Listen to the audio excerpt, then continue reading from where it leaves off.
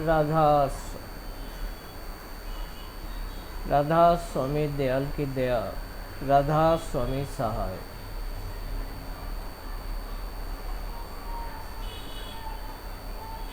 सत्संग, सुमिरन और भजन,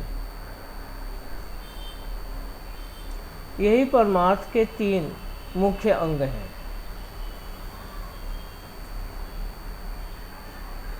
सत्संग परमार्थ का भौतिक रूप है,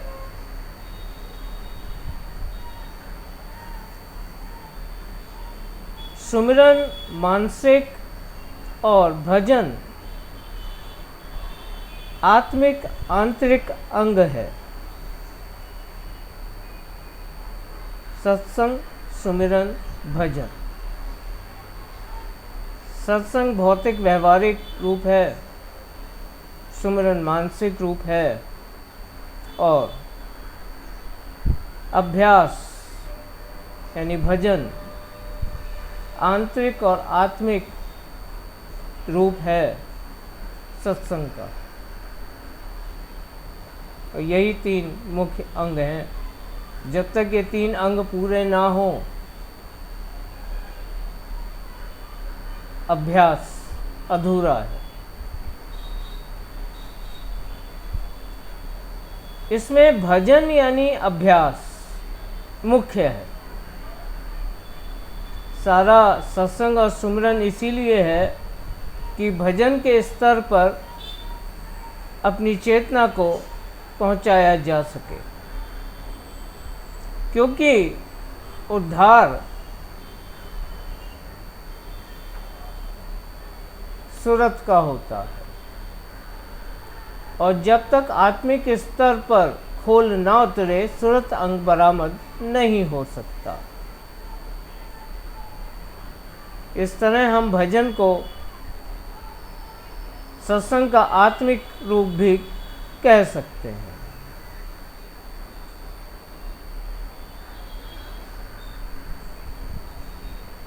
तन तत्वों में और मन चिदाकाश यानी ब्रह्मांडीय मन में लीन हो जाते हैं। जिस तरह मन और देह एक हैं, मन सूक्ष्म है और देह उन्हीं पांच तत्वों का स्थूल रूप है, उसी तरह आत्मा और मन भी एक ही हैं, ये अलग अलग नहीं हैं।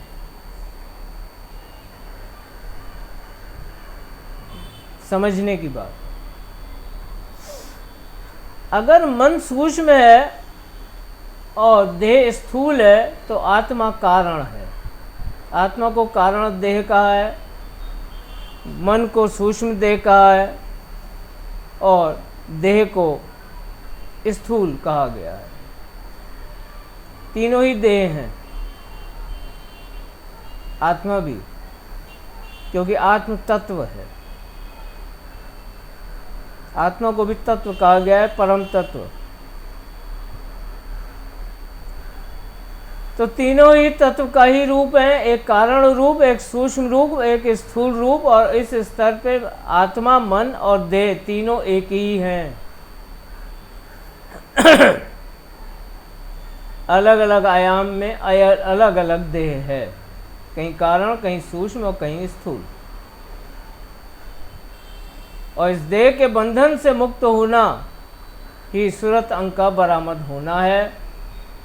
साधारण शब्दों में कहा जाए तो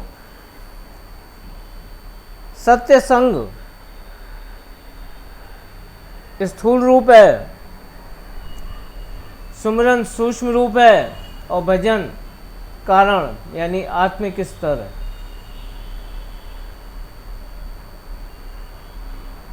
जब हम कहते हैं तन, मन और धन, तो इस धन का मतलब रुपया पैसा सोना चांदी नहीं होता है। धन का अर्थ है कि जिन भी पदार्थों का देह, अब देह कहा तो तीनों, कारण, सूक्ष्म और स्थूल, जिन पदार्थों का जगत में देह उपयोग और उपभोग करती है वो सब धन है, वो सब धन है। और जब तक चेतना इन जगत के जड़ पदार्थों में ना जाए तब तक उनका रस प्राप्त नहीं किया जा सकता, ना देह द्वारा, ना मन द्वारा और ना ही आत्मा द्वारा। तो ये आत्मा की चेतना जब जड़ पदार्थों में जाती है तब उनका रस खींच कर लाती है। यही देह को पुष्टता, मन को संतुष्टि और आत्मा को तृप्ति प्रदान करते हैं।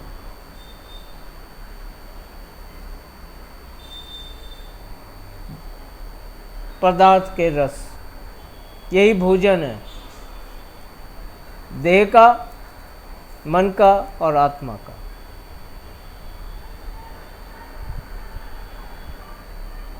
तो जब तन, मन और धन, तो धन क्या है? आत्मा, आत्म तत्व, चेतना, यही जीव का धन है। चेतना नहीं तो कोई धन नहीं, चेतना ही जीव का धन है और सारे धन इसी से हैं। अगर चेतना नहीं तो कोई धन भी नहीं। तो धन का अर्थ रुपया, पैसा, सोना, चांदी नहीं, पर चेतना है, यानी आत्मा, यही जीव का धन है। तो जब तन, मन, धन अर्पण करने की बात आती है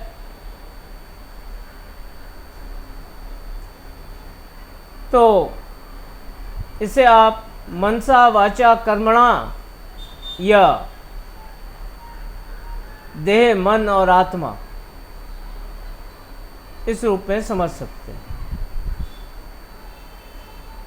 तो धन का अर्थ यहाँ स्पष्ट होता है कि धन किसे कहा गया है, और कोई धन नहीं है। चेतना नहीं तो कुछ भी नहीं, जीरो। जो है सो चेतना से है और इसी का लेन देन जगत में चलता रहता है, यही धन है। तो तन, मन, धन जब अर्पण करने की बात आती है तो इसका सीधा भाव यही है कि इंद्रियों के भोग, मन का रस और आत्मा की तृप्ति, तीनों का समर्पण, तीनों से विरत हो जाना ही तन, मन, धन यानी देह, मन और आत्मा के खोलों का उतर जाना है। तब कहीं सामर्थ्य प्राप्त होती है, गति प्राप्त होती है, जिसे सुरत कहा गया है। कल के लेक्चर में सुरत को गति रूप में स्पष्ट किया है। तब गति प्राप्त होती है, वरना तो अधोगति है, नीचे ही नीचे ढकेलेगी जन्म मरण 84 में। तो ये तन, मन, धन का समर्पण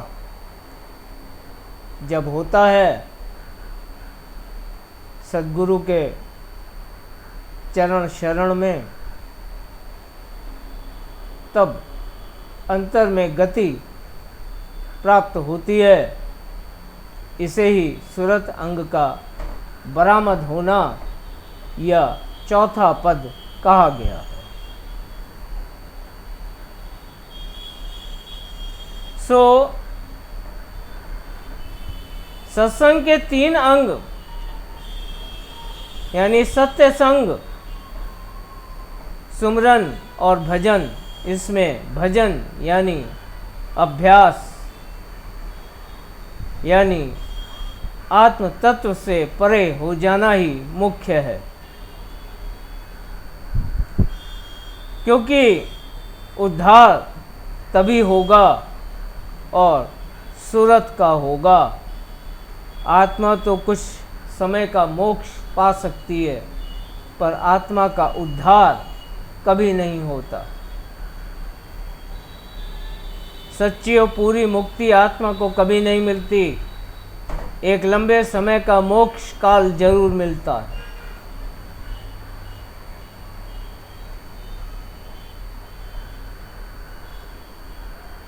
इस तरह अंतरयात्रा में तन तत्वों में और मन चिदाकाश यानी ब्रह्मांडीय मन में लीन हो जाता है।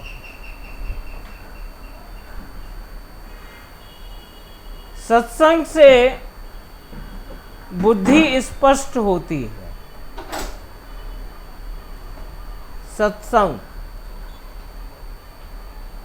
यानी सत्य का संग। सत्य क्या है? सद्गुरु का वचन, बाकी सब मिथ्या है। ये जगत नाशमान और उसका हर असबाब नाशमान एक अजर अमर अविनाशी शब्द ही है, और शब्द स्वरूप सद्गुरु का वचन, यही शब्द जब कंठ में वाणी और जबान पे वचन बन के प्रकट होता है, तब एकमात्र सत्य यही है। इसी का संग सत्य संग यानी सत्संग है। जहाँ सद्गुरु वक्त वचन ना फरमाए, उसका नाम सत्संग नहीं है। अगले पिछलों के किस्से कहानियाँ कहना और सुनाना, पोथियों का पाठ करना, ये सत्संग में शामिल नहीं है। थोड़ा झटका लगेगा। अगले पिछलों के किस्से कहानियाँ सुनाना या उनके वचनों की पोथियों का पाठ करना, यह सत्संग में शामिल नहीं है। यह परमार्थिक कार्यवाही है। इसे परमार्थिक करनी कहा गया है, जो हमें सत्य की दिशा में प्रेरित करने का साधन है। प्रेरणा मिलती है सत्य की ओर अग्रसर होने की। सत्य तो सद्गुरु का वचन ही है, और सद्गुरु वक्त ही होता है, न आने वाला और न जा चुका। वही जो है, उसी की संतों के मत में महिमा है। वरना तो पिछलों की आज तस्वीरें लगाकर पूजा कर रहे हैं, कल मूर्तियां बना लीजिएगा। समाधि को भी मंदिर नाम दे दिया गया है। समाधि को भी मंदिर का नाम दे दिया गया है, बस एक मूर्ति रखना बाकी रह गया है। बाकी तस्वीरों की आराइश तो बड़ी जोर शोर से जारी है।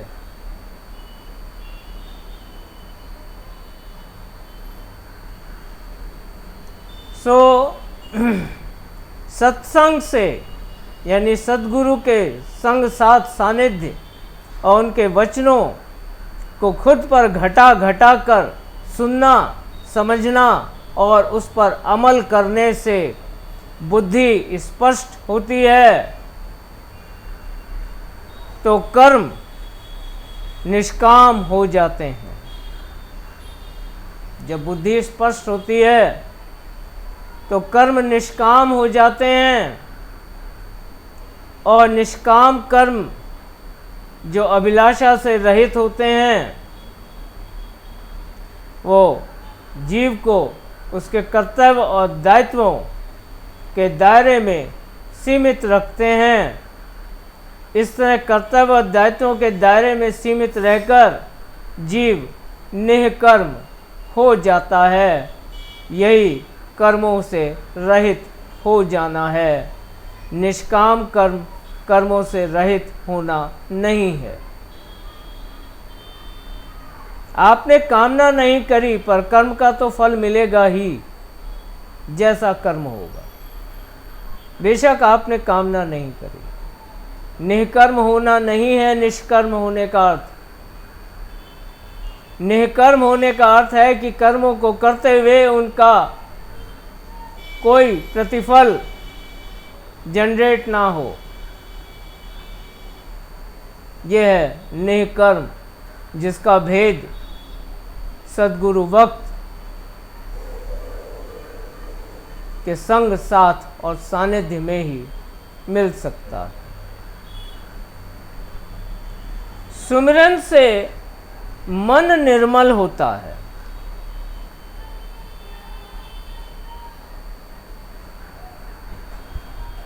सत्संग से बुद्धि और यानी अंतःकरण और सुमिरन से मन निर्मल होता है तो विचार विकार रहित हो जाते हैं। ये बड़ी विडंबना है कि सामान्य अवस्था में कोई भी विचार विकारों से रहित नहीं होता। काम के बिना कर्म नहीं होता, विकार के बिना विचार उत्पन्न नहीं होता। हर विचार के पीछे एक विकार काम, क्रोध, मद, लोभ, मोह अवश्य होता है। इसके बिना कोई विचार उत्पन्न नहीं होता। तो सुमिरन से मन निर्मल होता है तो विचार विकारों से रहित हो जाते हैं और भजन से आत्मिक सामर्थ्य प्राप्त होती है तो एक जीवात्मा सुरत बन जाती है। सद्गुरु स्वामी सदा सहाय, गुरु बिन ज्ञान नाही।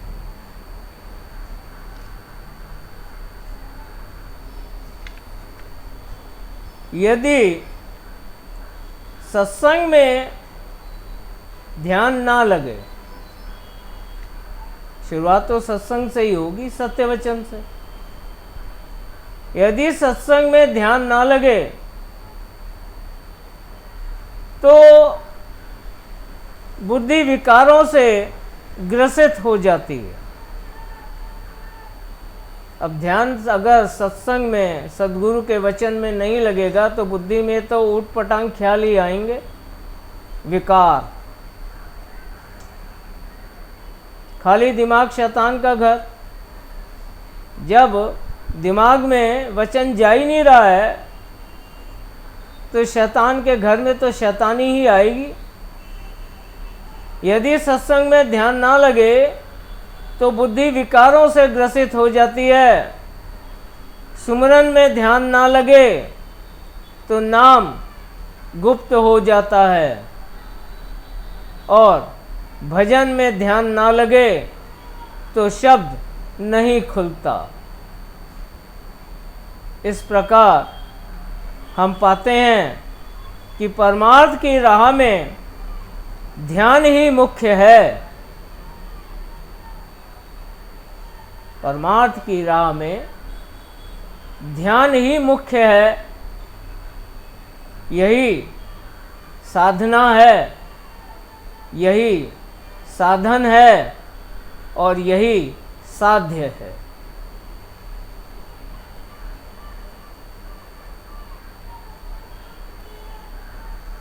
तो ध्यान साधना है और उसका उपयोग, ध्यान साधन है। ध्यान साधन है और उसका उपयोग साधना। और साधक है आपका चित्त। साधक है आपका चित्त, आप नहीं, आपका चित्त। इसीलिए कहा कि ध्यान किया नहीं जाता, ध्यान हो जाता है। मेडिटेशन एक मिथ्या भ्रम है।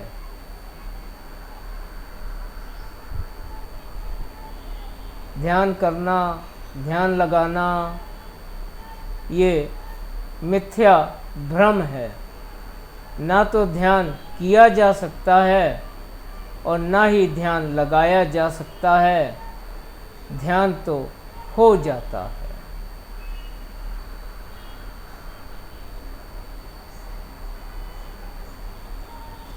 कुछ लोग कहते हैं कि ध्यान नहीं टिकता या मन में उठने वाले विचार नहीं रुक पाते, गुनावन, या कि कई बरस हो गए पर शब्द नहीं खुला अंतर में, घट भीतर कुछ सुनाई नहीं देता, शब्द नहीं खुलता। बड़ी शिकायतें हैं। इतने साल हो गए, नाम दान ले लिया, उपदेश ले लिया, पर अंतर में कुछ मिला नहीं। दरअसल ये वो लोग हैं जो सत्संग तो नियमित रूप से सुनते हैं। गौर कीजिएगा, ये वो लोग हैं जो सत्संग तो नियमित रूप से, नियम से सुनते हैं, पर सत्संग किया कभी नहीं। सत्संग बरसों हो गए, नियमित रूप से सुनते हैं। अब तो बड़ा भारी साधन हो गया है मोबाइल, वेबसाइट लिंक करो, डायरेक्ट टेलीकास्ट सुन लो। सुनते हैं, नियमित रूप से सुनते हैं, बड़ी लगन से सुनते हैं, पर किया कभी नहीं।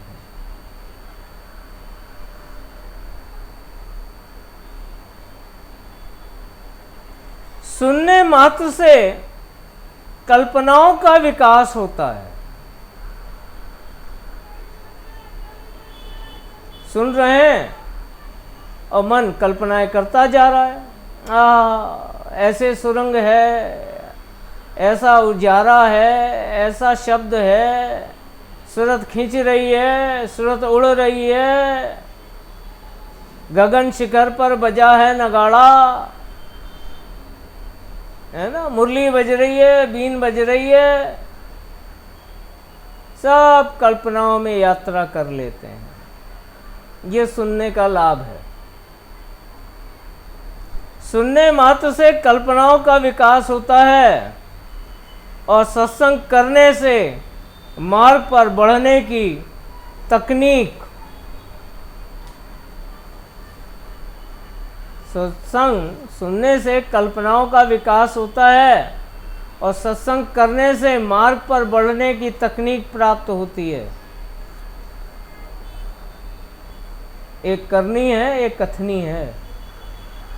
राधा स्वामी मत करनी का मत है। कथनी के लिए तो बहुत कथावाचक बैठे हैं, आपको भी पोथियाँ पढ़ के सुनाने वाले बहुत मिल जाएंगे।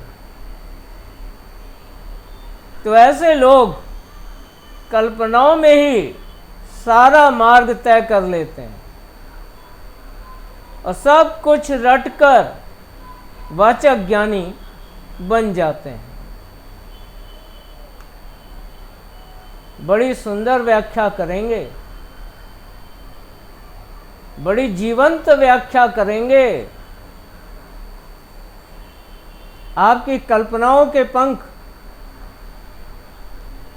लगाकर आपको सतलोक और अलख अगम के नज़ारे दिखा देंगे। कल्पनाओं में ऐसी व्याख्या करेंगे। मिला क्या? यही तो शिकायत है ना तुम्हारी कि बरसों हो गए, सत्संग करते हैं, भंडारों में जाते हैं, माथा टेकते हैं, यात्रा करते हैं, पर अंतर में मिला कुछ नहीं। इसीलिए नहीं मिला कि सत्संग तो बहुत सुना पर किया कभी नहीं। कैसे करोगे सत्संग? सत्संग का अर्थ है सद्गुरु वक्त के वचन को सुनना, समझना और उस पर अमल करना। जब सद्गुरु वक्त ही नहीं मिला तो किसका वचन सुनोगे? कौन समझाएगा और कौन अपना निज बल देकर अमल करवाएगा? कल्पनाओं के घोड़े दौड़ाओगे और अहंकार से भर जाओगे।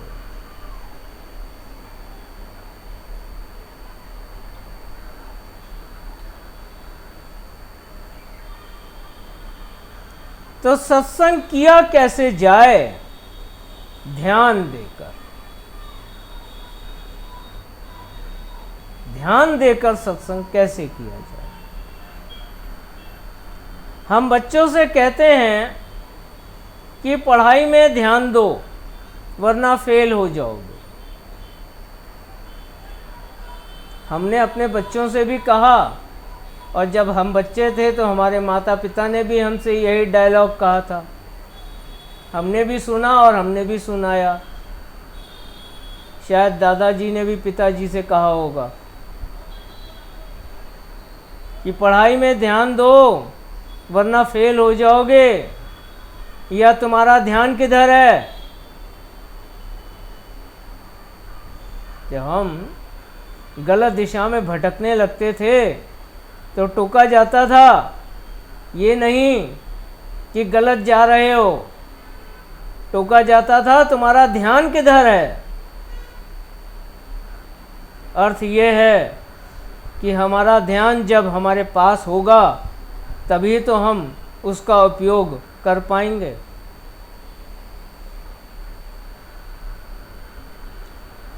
हमारा ध्यान जब हमारे पास होगा तभी तो उसका उपयोग कर पाएंगे, पढ़ाई में दे पाएंगे, काम में दे पाएंगे, अपनी जिम्मेदारियों पे दे पाएंगे, तभी ना जब हमारे पास हो। वह तो जगत में विचारों के पीछे पीछे ना जाने कहाँ कहाँ भटकता रहता है। हमारा ध्यान हमारे पास तो होता ही नहीं, ध्यान दे कहाँ से? वो तो सारे जगत में हमारे विचारों के पीछे पीछे न जाने कहाँ कहाँ भटकता रहता है। फिर भला एक बिंदु पर टिके कैसे?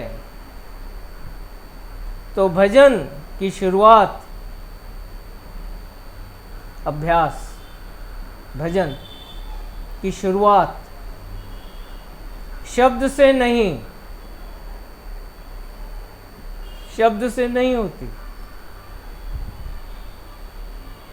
अभ्यास, स्वर शब्द अभ्यास की शुरुआत, भजन की शुरुआत शब्द से नहीं होती, पर ध्यान के अभ्यास से शुरू होती है। अभ्यास शब्द से नहीं, ध्यान से शुरू होता है। ध्यान के अभ्यास से अंतर्यात्रा शुरू होती है, सीधे शब्द नहीं खुल जाता है। यही गलती अक्सर जीव जल्दबाजी में कर बैठता है। ध्यान साध नहीं पाता और शब्द को पकड़ने दौड़ पड़ता है। ध्यान साध नहीं पाता और शब्द को पकड़ने दौड़ पड़ता है, और जब कुछ प्राप्त नहीं होता तब निराश होकर बैठ जाता है। बड़ा कठिन है, हमसे नहीं हो पाएगा, गुनाहवन उठते हैं, मन नहीं टिकता, विचार आते रहते हैं, 50 शिकायतें सामने रख देगा और जड़ पकड़ नहीं पाएगा कि ध्यान तो साधा नहीं और शब्द पकड़ने दौड़ पड़े कोल्हू के बैल की तरह, दिन भर चले 12 कोस, रहे वहीं के वहीं। कहने का अर्थ यही है कि साधन के बिना साधना नहीं होती और साधना के बिना सिद्धि प्राप्त नहीं होती। तो अभ्यासी जीव को अभ्यास की शुरुआत ध्यान को साधन रूप में साधने से होती है और शब्द स्वतः खुलता है और शब्द स्वतः खुलता है। यही सिद्धि है। ध्यान साधन है, ध्यान को साधना ही साधना है और जब ध्यान की साधना हो जाए तो सिद्धि प्राप्त होती है, शब्द स्वतः ही खुलता है। इतनी सी बात समझ में नहीं आई, ध्यान कभी साधा नहीं, शब्द पकड़ने दौड़ पड़े, सद्गुरु वक्त खोजा नहीं, पोथियों में उलझ गए।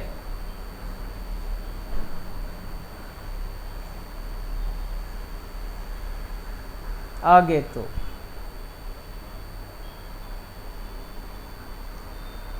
आप खुद समझदार हैं।